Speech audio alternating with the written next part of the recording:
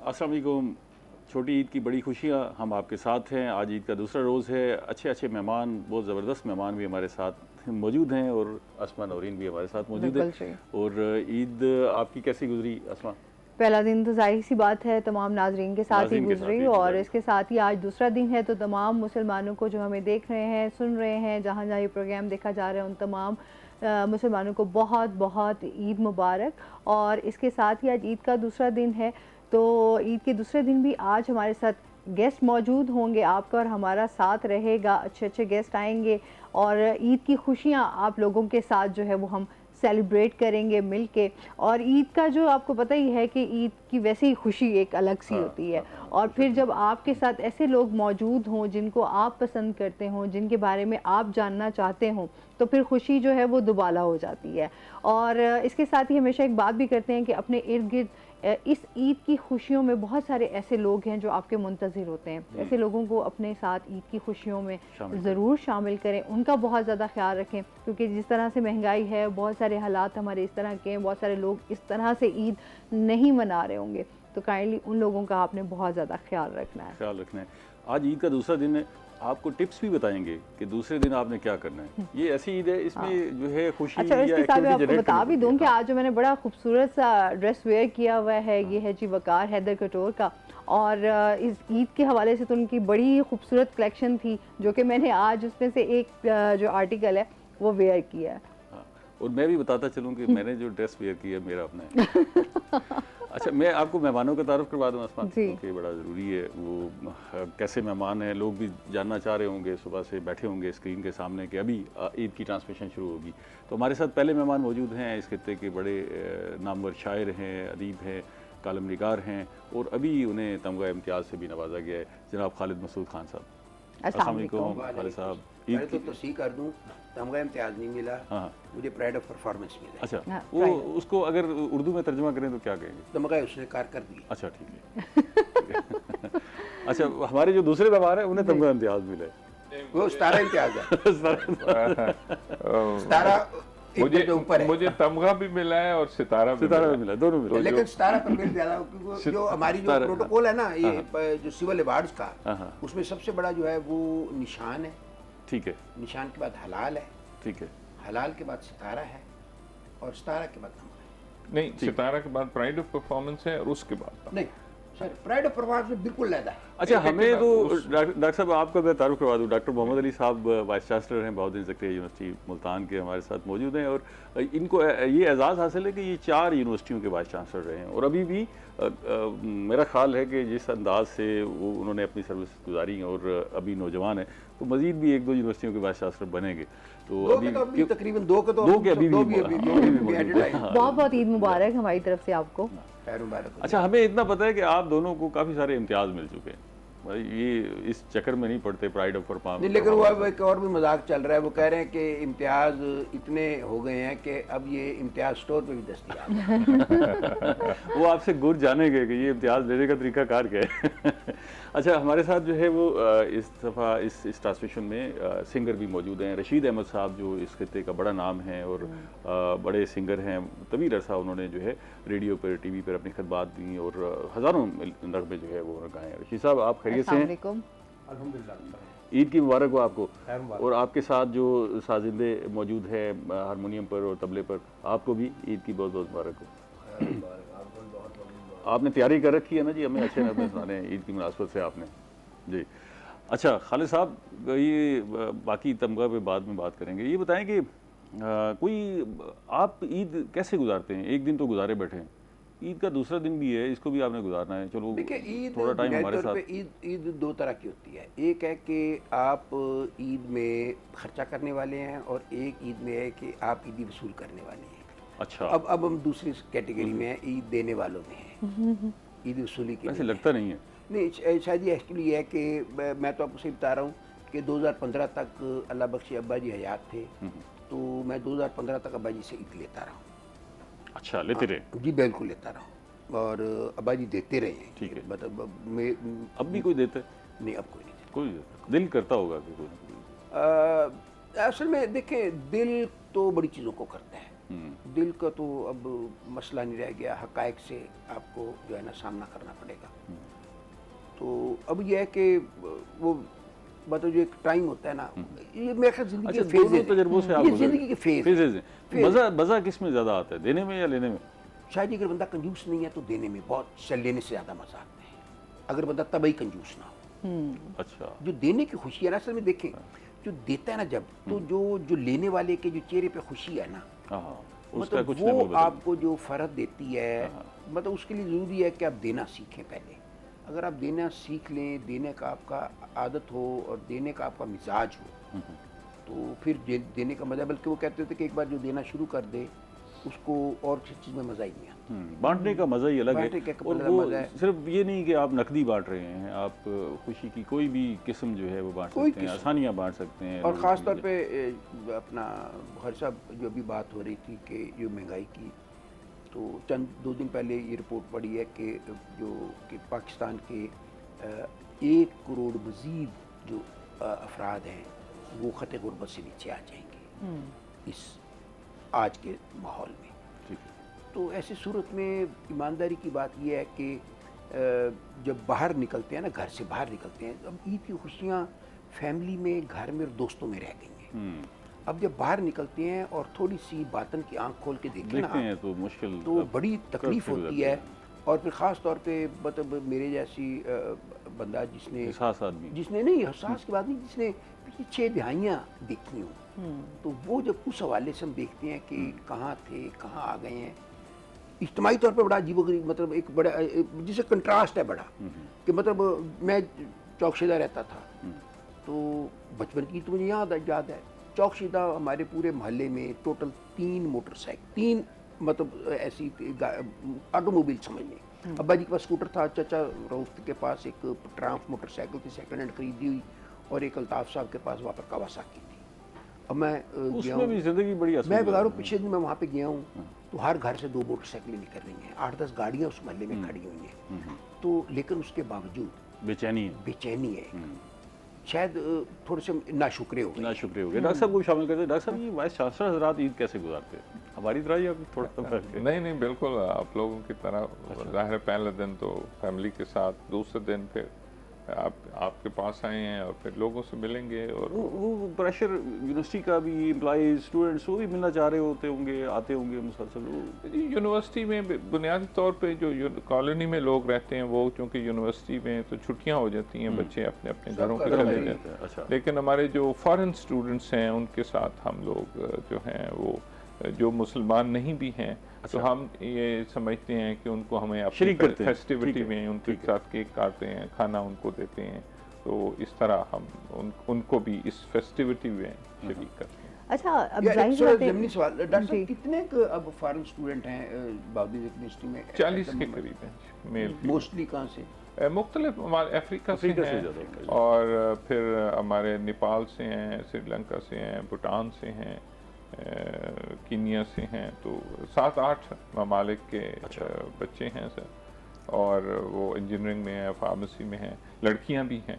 अच्छा, बड़ी अच्छी तादाद है, क्योंकि मैंने इसलिए पूछा कि जब मैं बाउदीन यूनिवर्सिटी में था ना, तो उस वक्त 2 लोग इकोनॉमिक्स में थे और 3 एक फार्मेसी में, तो 5 अफ्रीका तादाद मेरे ख्याल काफ़ी बढ़ गई थी, फिर सिक्योरिटी इश्यूज की वजह से फिर दरमियान में बढ़ गई थी, अब थोड़ी सी अब फिर बढ़ना शुरू हुई है, क्योंकि अभी सिक्योरिटी बेहतर हुई है, फिर उनकी जो वीज़ा की फैसिलिटेशन है वो बेहतर हुई है, अकाउंट खोलना उनका ज़रा बेहतर सिस्टम हुआ है, तो अब ज़्यादा बच्चे हमने उनको फैसिलिटीज़, हॉस्टल में भी मैंने उनको एयर कंडीशनिंग भी अलाउ की है। अच्छा, ताकि हम ज़्यादा से ज़्यादा इंटरनेशनलाइजेशन को जो है वो प्रमोट करें।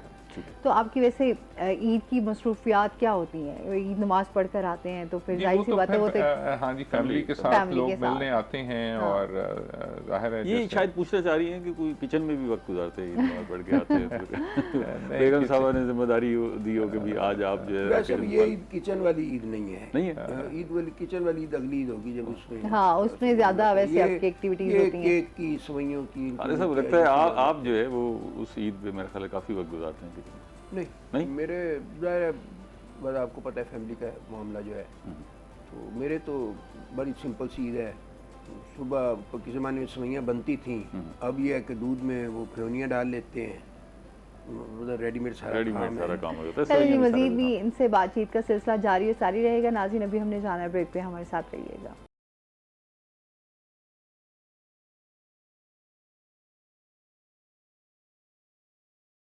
वेलकम बैक नाजरीन। छोटी ईद की बड़ी खुशियों के साथ यहाँ पर हम आपके साथ मौजूद हैं और बातचीतें जो है हमारी उसकी सिलसिला जारी और सारी है। ईद की खुशियाँ आप लोगों के साथ हम बांट रहे हैं।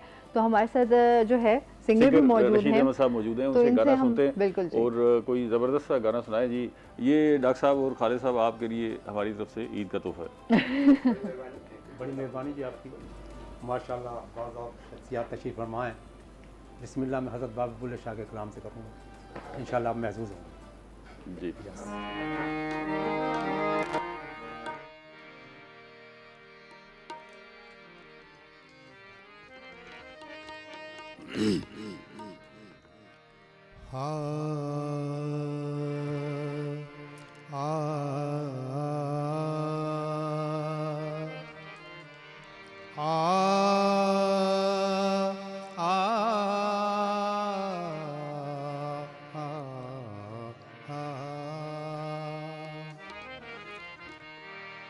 राधा जोगड़ा बन निराधा जोगड़ा बन आया,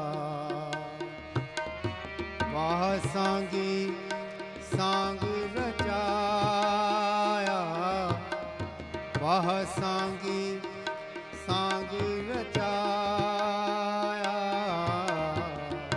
जोगड़ा बन आया, राधा जोगड़ा बन आया।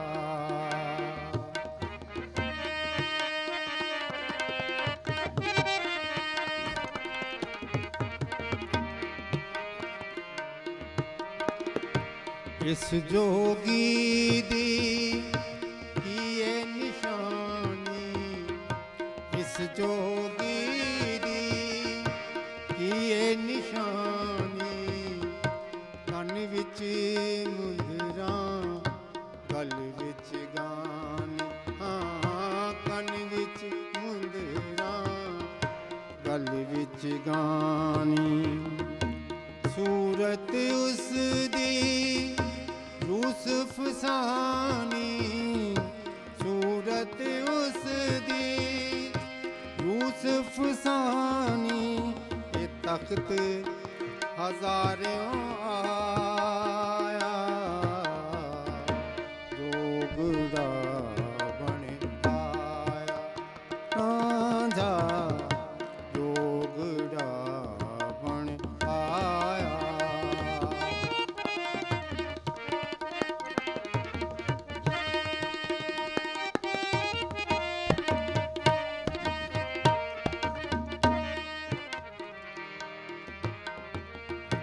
किस जोगी दे नैन कटोरे, इस जोगी दे नैन कटोरे, बाजां वांगू लैंदे डोरे, हाँ बाजां वांगू लैंदे डोरे, मुख डिठिया दुख जामिन झोरे, मुख डिठिया दुख जामिन झोरे, इन अखियां लाल वजाया, जोगड़ा बन आया, राधा जोगड़ा बन आया, वाह सांगी सांग रचाया, वाह सांगी सांग रचाया, जोगड़ा बन आया, राधा जोगड़ा बन आया, निराधा जोगड़ा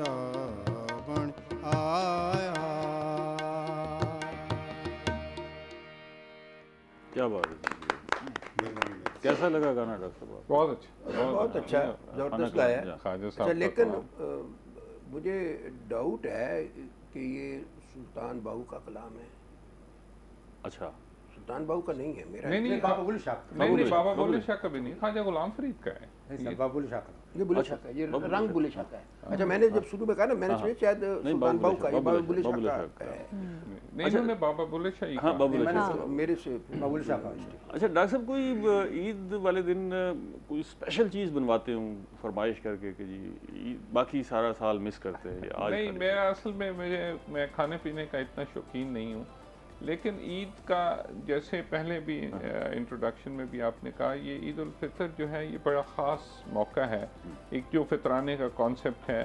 तो मेरा ये ख्याल है कि ये इसमें ज़्यादा जो मज़ा है कि ज़्यादा लोग इकट्ठे हों, मिल के खाएँ, आप लोगों को दें जो आपके साथ काम करते हैं, आपके इर्द गिर्द के लोग हैं, आपके रिश्तेदार अजीज़ हैं, तो उनके साथ जो मिलना, शेयरिंग उनको जैसे खालिद साहब ने कहा कि एक तो ईद देना है, वो तो आप अपने बच्चों को, रिश्तेदारों, अजीज़ों को। दूसरी फॉर्म ये है कि आप लोगों को कपड़े देते हैं, आप लोगों को खुशियाँ, जो छोटी छोटी खुशियाँ हैं उनके बच्चों के लिए।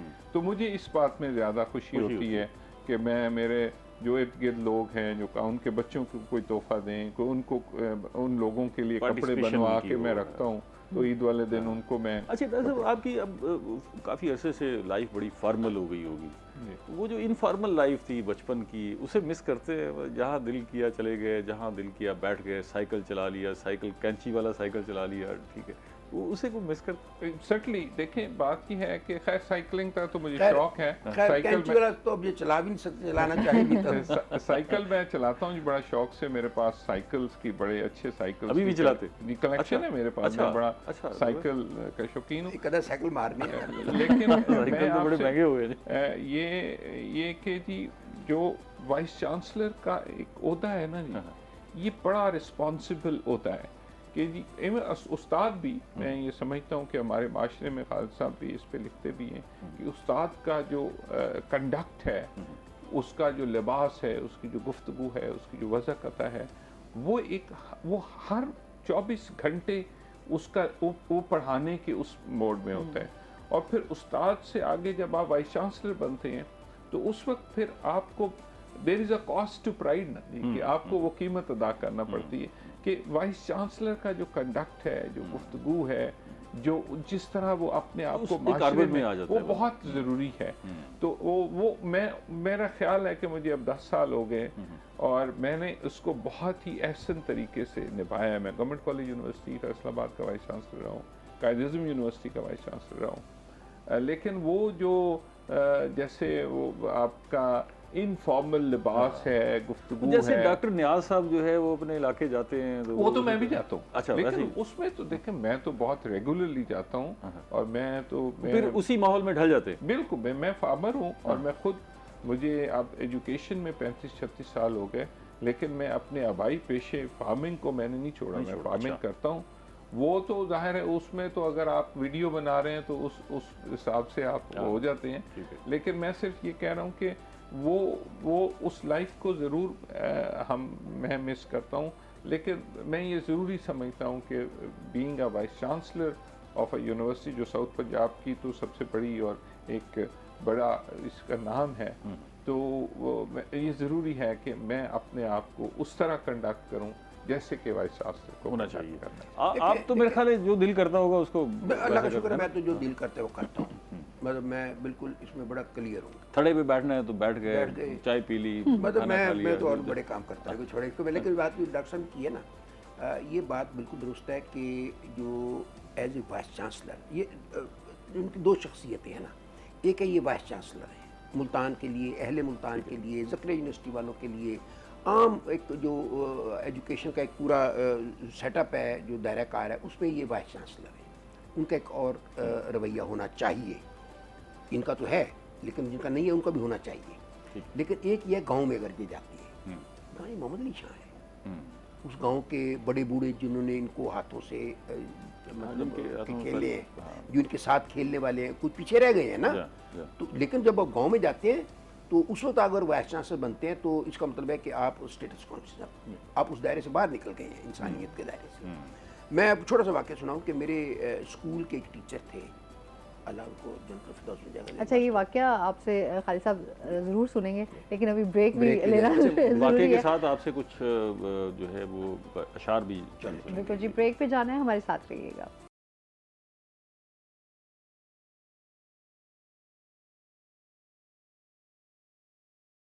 वेलकम बैक नाजरीन, छोटी की बड़ी खुशियों के साथ यहाँ हम मौजूद हैं और इसके साथ ही हमारे साथ खालिद मसूद साहब भी हैं और डॉक्टर साहब भी हमारे साथ मौजूद हैं।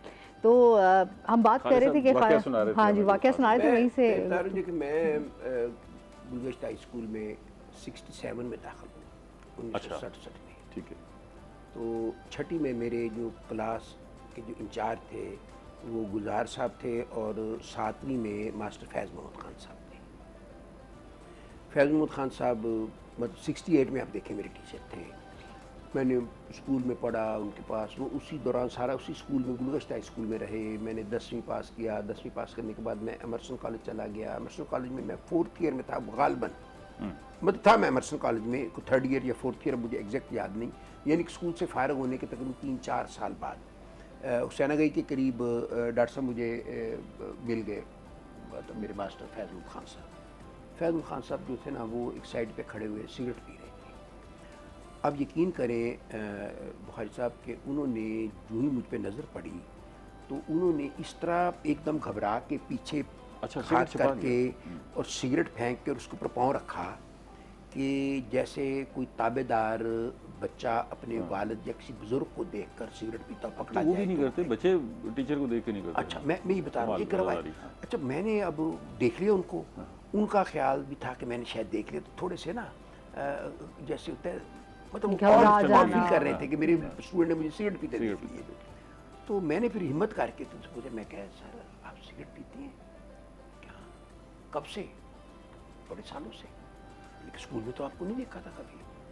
तो कहते मैं कैंटीन के पीछे जाके कभी पी लेता था, तो मैं इसलिए नहीं पीता था कि मैं अगर सिगरेट पीऊँगा तो बच्चों को कैसे मना करूँगा, क्योंकि अच्छी आदत तो नहीं, तो एक वफादारी। तो मैं ये कहता हूँ कि जब तक। वैसे खालिद साहब आपने इस वाक़े की आड़ में बेधड़क होकर अपनी उम्र बता दी। नहीं, बेधड़क क्या मतलब, हम 64 क्रॉस कर चुका हूँ मैं। अच्छा, मतलब मैंने उम्र किससे छुपानी है? देखें, शायद हमारी ज़िंदगी में 2 किस्म के लोग होते हैं, एक जो है मुझे जानते हैं, एक जो हमें नहीं जानते। अच्छा, जो नहीं जानते उनसे मैं उम्र छुपा के या बता के मैं क्या हासिल कर लूँगा? कोई ऑब्जेक्टिव नहीं है। अच्छा, जो मुझे जानते हैं उनको पता है, मेरे हम उम्रों को पता है मेरी उम्र कितनी है, मेरे से छोटों को पता है मैं उनसे बड़ा हूँ, मेरे से बड़ों को पता है मैं उनसे छोटा हूँ। फिर खवातीन क्यों छुपाती हैं? उनके भी तो ऑब्जेक्टिव साथ से पूछ लें। मतलब खवातीन का मैं कैसे बता सकता हूँ कि खवातीन क्यों छुपाती हैं? दानिश्वर है ना जी, वो इसमें अहले दानिश है। वो दानिश का तो ये है कि वो पूछा किसी ने कि ये खवातीन क्या चाहती हैं, तो गूगल ने कहा कि मैं भी अभी तक किसी की तलाश में हूँ। कुछ इनायत करें। एक ताज़ा कथा है असल में जी, देखें होता ही है कि जहाँ जाते हैं ना मुशायरे से लेकर प्रोग्राम तक, तो उसमें यही होता है कि कुछ सुनाए। अच्छा, सुनाने का आलम यह है कि आपको मैं बड़े मज़े की बात सुनाऊँ कि मीडिया इतना फास्ट हो गया डॉक्टर साहब। मैंने पढ़ा एक पिछले दिनों वो मेरा एक नज़म आजकल बड़ी वायरल हुई है, मुझे क्यों बुलाया। तो वो उसका ये है कि कराची क्लब में ये मुशायरा था। अच्छा, रात को ये तकरीबन को 9 साढ़े 9 बजे मेरी बारी आई और मैंने ये नज़म पढ़ी। उसके बाद मैं वहाँ से मुल्तान के लिए फ़्लाइट नहीं थी, तो मैं अब कराची एयरपोर्ट पे लाहौर की फ़्लाइट के इंतज़ार में बैठा हूँ और हमारे दोस्त हैं डॉक्टर दुरैस साहब, तो उनकी जो मिसेज हैं वो न्यूजीलैंड में थी उस वक्त अपने बेटे के पास। अच्छा, अयान के पास न्यूजीलैंड में थी। उन्होंने मुझे वो क्लिप, मैं एयरपोर्ट पे बैठा हूँ, मुल्तान नहीं पहुँचा। अच्छा, क्लिप पहले पहुँच गया। क्लिप वाया कराची से, कराची वाया न्यूजीलैंड आपके पास आ गया। ये मेरे पास आ गया। अच्छा, तो अब चीज़ें इतनी फास्ट हो गई हैं कि वो जो कहते हैं ना कि कोई शेर नया शेर रहा ही नहीं है। बिल्कुल सही। मतलब आपने सुनाया वो आपके हाथ से निकल गया। तो बहरहाल इलेक्शन के हवाले से एक कथा है, वो आपको सुना देता हूँ कि जब ना बना नतीजा वोट से और फार्म 45 से हालात हाज़िरा पर हाँ आपकी जी, नज़र- जब ना बना नतीजा वोट से और फार्म 45 से, गैबी मदद अचानक ही मिल गई फिर फार्म 47 से। क्या बात है, क्या बात है। जब ना बना नतीजा वोट से और फार्म 45 से, गैबी मदद अचानक मिल गई फिर फार्म 47 से। बाबा जी से पूछा ये क्या होया, तो वो यूं बोले वही हुआ जो होता आया 1947 से। वाह जी वाह, क्या बात है।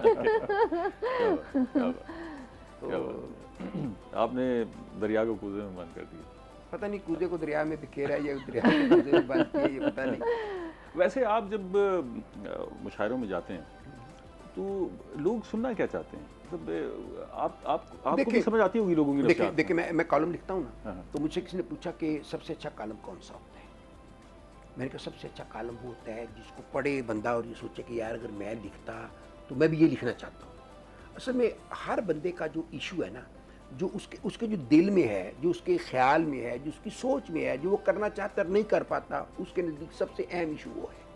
जब आप उसमें लिखते हैं तो वो समझता है, क्योंकि आप उसके दिल की आवाज़ कर रहे हैं, तो बंदे को अपना ख्याल, अपनी औलाद, अपनी जो क्रिएशन वो सबसे अच्छी लगती है। तो वो ये कहता है कि यार इसने वही लिखा है जो मैं लिखा है, यार इसने बहुत ठीक लिखा है, क्योंकि वो उसके ख्याल में जो वो सोच रहा है वो बड़ी आला और रफ़ा चीज़ है। इसी तरह जो ये मुशायरे में भी इसी तरह होता है कि लोग बहुत सी चीज़ें तो वैसे एंटरटेनमेंट के लिए सुनते हैं, लेकिन कुछ चीज़ें ऐसी होती हैं जो वो कहना चाहते हैं। मैं छोटा सा वाक़या आपको सुनाऊँ। खानेवाल मुशायरा था, डिस्ट्रिक्ट मैनेजमेंट ने करवाया। वहाँ अगली कतार जो थी सारी वो मुंतखब नुमाइंदगान की थी। अच्छा, हाँ जी। और मैंने कोई दो चीज़ें सुनाने के बाद मैंने वहाँ पर वो अपना वो शेर पढ़ दिया कि पहले उधरों फिर इधरों फिर खड़ाया उधरों, पब्लिक तंग है लेकिन लोटा लोटा ही होता है। अब यकीन करें अगली जो सफ थी उसमें सिर्फ एक मेंबर था, उसका नाम भी बता दूँ, मोहम्मद खान डाहा, अच्छा, जो ओरिजिनली जिस पार्टी से चला आ रहा था। ठीक है। बाकी तकरीबन सारे सारे पार्टियां जो बदल थे ना चुकी वो पार्टियां छोड़ के आए हुए थे। हाँ।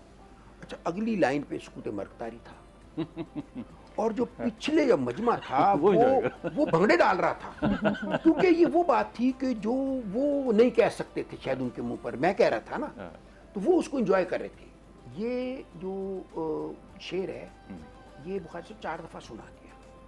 अभी लोग 5 दिन तक सुनने की फरमाइश कर रहे थे, लेकिन मैं फिर बच्चा देखते आगे निकल गया। हालात खराब ना हो जाए। नहीं, हालात खराब नहीं, कि मतलब हम कितनी देर उनकी फरमाइश पूरी करें।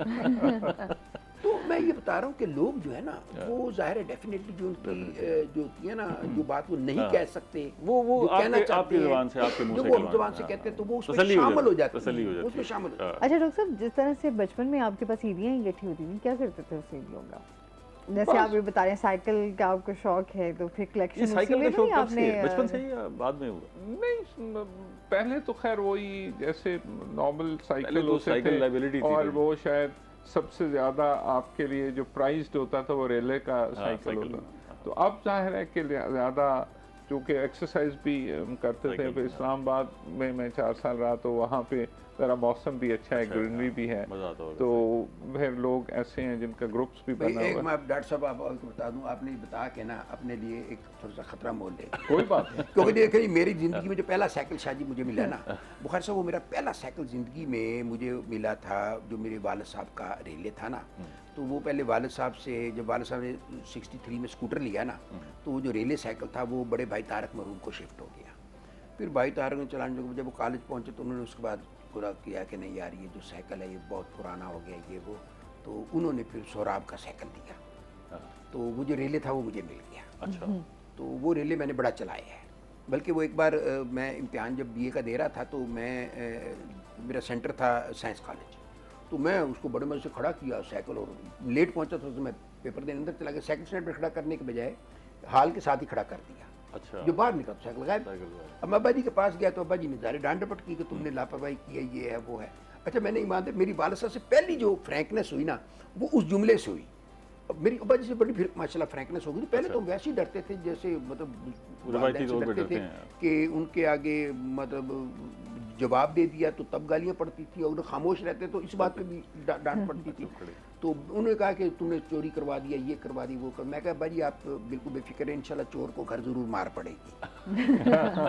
अच्छा, और शायद आप यकीन करें अपना कि यही हुआ कि अगले दिन अब्बा जी साथ लाइब्रेरी थी एमर्सन कॉलेज की, तो वो एक चौकीदार आया जी, वो जो कोई साइकिल खड़ा है वो देखो किसका है, मैं वो गया तो मेरा साइकिल था और मैंने इनको वहाँ छोड़ गया।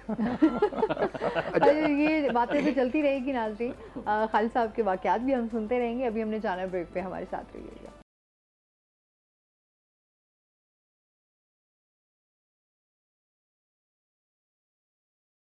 वेलकम बैक नाजरीन। छोटी ईद की बड़ी खुशियों के साथ हम यहाँ पर मौजूद हैं। चिट चैट हमारी चल रही है, ईद की खुशियाँ भी हम आपके साथ बांट रहे हैं और इसके साथ ही हमारे साथ जो है रशीद साहब भी हैं। तो एक अच्छा सा जो है आपसे एक सॉन्ग भी सुनेंगे। मेहरबानी आपकी। मुर्तज़ा परनाज़ का कलाम पेश करता हूँ।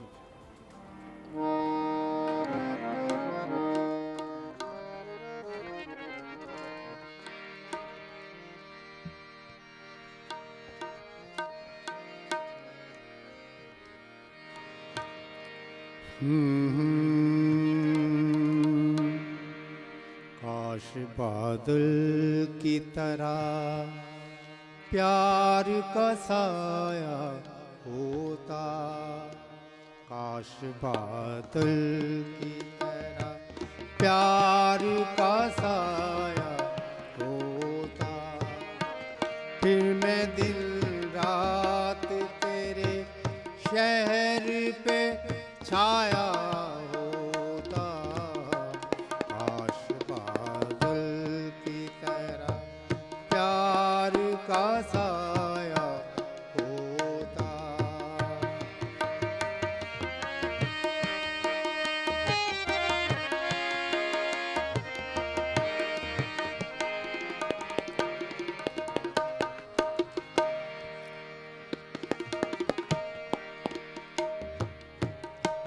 राह में आग के दरिया से गुजरना था अगर,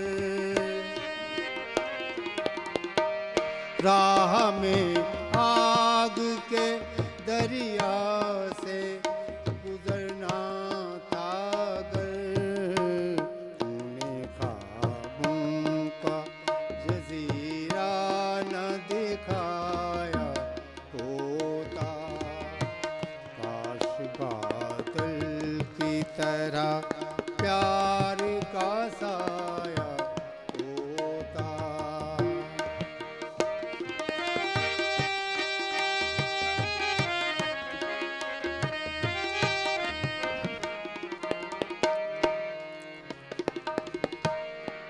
ख्वाब टूटे थे अगर तेरे भी मेरी ही तरह,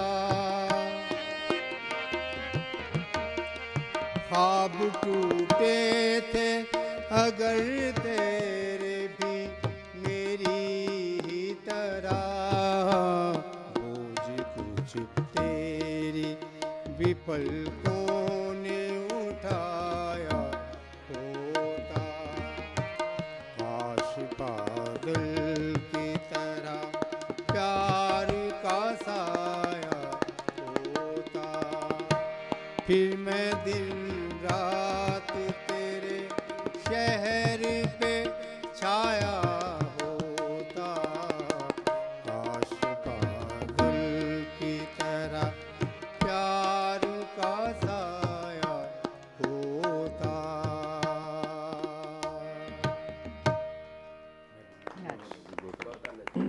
डॉक्टर साहब को ये जो सेलिब्रेशन है वो भी ऐसे लगता है कि कॉस्मेटिक हो गई है। आपके इर्द गिर्द बच्चे बच्चियाँ मौजूद होते हैं, ईद की जो खुशी है वो झलकती है उनके चेहरे से, अगर हम इसको कंपैरिजन करें अपनी ईदों से जो बचपन में हम देखते आए। देखिए फ़र्क तो है, लेकिन मेरा ख्याल है ईद जो है वो झलकती है, और ये हमारे लिए जो हमारे पेरेंट्स हैं उनके लिए भी अब पेरेंटिंग भी मुश्किल हो गई है इस मॉडर्न, जैसे आपने कहा सोशल मीडिया का दौर है, गैजेट्स का दौर है, तो इसमें अगर हमारे अंदर छलकेगी, हमारे अंदर इसलिए छलकती थी कि हमारे पेरेंट्स के अंदर छलकती थी, और हम इंतज़ार करते थे कि फेस्टिविटी का एक दिन होता था। अगर हर दिन ही उस तरह हो तो मेरा ख्याल है पेरेंट्स की जिम्मेदारी भी ज़्यादा है। क्या करें वो किस तरह इसको, देखिए उनके साथ मिलें, उनके साथ सेलिब्रेट करें, जैसे मतलब वो अगर लेट तक सोते हैं तो उस दिन इंश्योर करें कि वो सुबह उठें, वो आपके लिए आपके साथ पढ़ने के लिए नमाज पे जाएं, वहाँ लोगों को मिलें, उनके लिए आप खुद कोशिश करके अपने जो लिबास है ईद के लिए, क्योंकि ये चीज़ें रिफ्लेक्ट करती हैं कि एक अच्छा खूबसूरत वो लिबास पहने, वो एक नमाज पढ़ने जाएं। बड़ा एहतमाम होता था किसी ज़माने, वो खुद अपनी जान नमाज़ें उठा के और जो है वो ख़ास ड्रेस पहन के, टोपियाँ पहनी हुई हैं घर से और जा रहे हैं। अब वो चांद रात को असल में जागते रहते हैं, तो सुबह तो इसलिए हमें इंश्योर करना चाहिए कि उनको जगाएं, अपने साथ ले जाएं, नमाज के लिए ले जाएं, लोगों से मिलवाएं और उनका वो उनकी तैयारी जैसे हमारे ज़माने में होती थी। असल में बुखारी साहब, जो मैं समझता हूँ थोड़ा फ़र्क आया है ना, वो बुनियादी तौर पे ये है कि जो अब बच्चों की एक्साइटमेंट, जो अब मौजूदा नस्ल के हमारे बच्चे हैं, उनकी एक्साइटमेंट ईद में वो नहीं है जो हमारी थी। उसकी वजह यह है कि हमें साल के बाद, वो ईदगाह के बाद वो खोए वाली मिठाई मिलती थी। अच्छा, साल के बाद, मतलब ईदों पे वो खोए वाली मिठाई थी, जो चीज़ें ऐसी थी जो खोए वाली मिठाई बनती थी, खोए वाली मिठाई बनती थी जिसमें फल बनाए होते थे रंग करके ना, केले, संतरे, खरबूजे, तरबूज, ये बनाए थे। अच्छा, उसके बाद जो साल के बाद वो जो छोटे चक्रों वाला जो झूला है ना, वो रेड़े वाला, वो हमारे मोहल्ले में आता था। अच्छा, उसके बाद हमें इतने पैसे मिलते थे, हम ईद पे पहली दफ़ा मतलब साल में मीठा पान खाते थे, कपड़े ख़राब करते थे, ठीक है, और लॉटरियाँ लगती थीं, घुमाते थे, पैसे वाला आता था, ये सारी चीज़ें थीं। वो ट्रेक्टर लेते थे। ईदगाह के बाहर वो जो गंदा सा वो जामनी रंग का घोड़ा जिसके हाथ को रंग लगते थे, वो ख़रीदा जाता था। ये साल के साल चीज़ें मुयस्सर होती थी। अच्छा, अब बच्चे क्या करेंगे? अच्छा, वो जो अब जो मल्टीनेशनल जो फूड चेन्स हैं, ये वो तो साल में 20 बार वहाँ जाते हैं, उनकी कोई नई चीज़ नहीं है। मतलब ईद में कोई ख़ास बात जो होती है ना कि ये जो सारा साल नहीं किया, ये ईद वाले दिन करेंगे, वो तो बरा कुछ नहीं। वो जो खिड़कियाँ खुली होती थी ना मुनीर नाइसा वाली, कुछ बातें अनकही रहने दो, कुछ बातें अनकही रहने दो, कुछ बातें अनसुनी रहने दो, सब बातें दिल की कह दी अगर, फिर बाकी क्या रह जाएगा? सब बातें उसकी सुन ली अगर, फिर बाकी क्या रह जाएगा? एक ओजल बेकली रहने दो, इस रंगीन अनबनी दुनिया पर एक खिड़की अनखुली रहने दो। तो ये अनखुली खिड़की अब ख़त्म हो चुकी है, सब खिड़कियाँ खुल गई हैं, तो बच्चों की वो एक्साइटमेंट नहीं रही। तो इसलिए मैं समझता हूँ कि ईद को जो एक इंतज़ार होता था, ये वो बात नहीं है, वो बात, लेकिन उसको हम जनरेट कर सकते हैं। हाँ, जनरेट करने का ये मैं छोटी सी बात करूँगी कि मैं बच्चों को चाहता हूँ कि उनको ये रवायत कायम रहे। मैं पिछली ईद पे अमेरिका गया अपनी बेटी के पास, तो नवासी के लिए और नवासों के लिए मैं यहाँ से मतलब बाकायदा जो ईद वाले कपड़े लेके गया, और जो मेरी नवासी वो अब 2 साल की, वो 1.5 साल की थी उस वक्त, मतलब वो 1.5 साल की बच्ची थी, और मैं उसके लिए छोटा सा वो जो था ना इस तरह का सजा बना, जो गोटा लगा, छोटा सा गरारा लेके गया था, छोटा सा गरारा लेके गया था, ताकि उसको पता लगे कि आज ईद है। आप कुछ कहना? हाँ जी बिल्कुल, क्योंकि बातें तो कभी ख़त्म नहीं होंगी, जाहिर सी बात है। तो कोई मैसेज देना चाहें खालिद साहब? टाइम हमारे पास बहुत शॉर्ट है। मैसेज तो और कुछ नहीं, पैसे सिर्फ इतना है कि ये ईद जो है ना, इसको बहुत सी हमारी रवायात जो आहिस्ता आहिस्ता इस सोशल मीडिया के दौर में ख़त्म होती जा रही हैं, इसको ईद की जो ये सेलिब्रेशन और ये दिन है, इसको डिजिटल मीडिया पर मनाने के बजाय अपने बच्चों के साथ, अपनी फैमिली के साथ फिजिकली मनाएं, और इसको, इस लेगेसी को आप अपने नेक्स्ट जनरेशन को ट्रांसफ़र करें। बहुत शुक्रिया सब। आप क्या मैसेज देंगे? मेरा ख्याल है आज के इस दिन की मुनासबत से हमारे सारी इस कौम के लिए मैसेज है कि बर्दाश्त करना सीखें, हौसला करना सीखें, माफ़ी मांगना सीखें और माफ़ कर देना सीखें, और ये अगर हम कर लेंगे तो हमारे माशरे में बहुत ज़्यादा इस्लाह और खुशी आ सकती है। बहुत शुक्रिया। तो एक मैसेज मैं भी दे दूँ। जी जी। वो आप जो है बड़े हज़रात कोशिश करें कि किचन में जाएं, और ख़ास तौर पे ईद के 2 दिन जो है ख़वातीन को रेस्ट दें। आप किचन में जाएंगे, अच्छा खाना बनाएंगे, तो बच्चे भी आपके साथ शामिल हो जाएंगे और एक फेस्टिविटी बन जाएगी। बुखारी साहब, आप बीती बता रहे हैं, और आपका नहीं, अब ये ना हो कि किचन में जाके सिर्फ फरमाइश करने जाए कि ये बनाओ, फिर वापस आ जाए, फिर किचन में जाए, फिर ये बनाओ, फिर वापस आ जाए, नहीं, बल्कि बच्चों को भी इन्वॉल्व करेंगे तो एक फेस्टिविटी बन जाएगी। बहुत शुक्रिया आप दोनों कोर्स की साथी शीर साहब, आपका भी बहुत शुक्रिया, आपके पूरी जो साथी हैं उनका भी बहुत शुक्रिया। अच्छा जी, क्योंकि हमारे साथ अगले सेगमेंट में भी होंगे, लेकिन शुक्रिया अदा करना ज़रूरी था क्योंकि आपने हमें जो है इतने अच्छे सॉन्ग सुना है, और इसके साथ ही नाजरीन ईद की खुशियाँ आपके साथ बांटते रहेंगे। अभी हमने ब्रेक पे जाना है, हमारे साथ रहिएगा।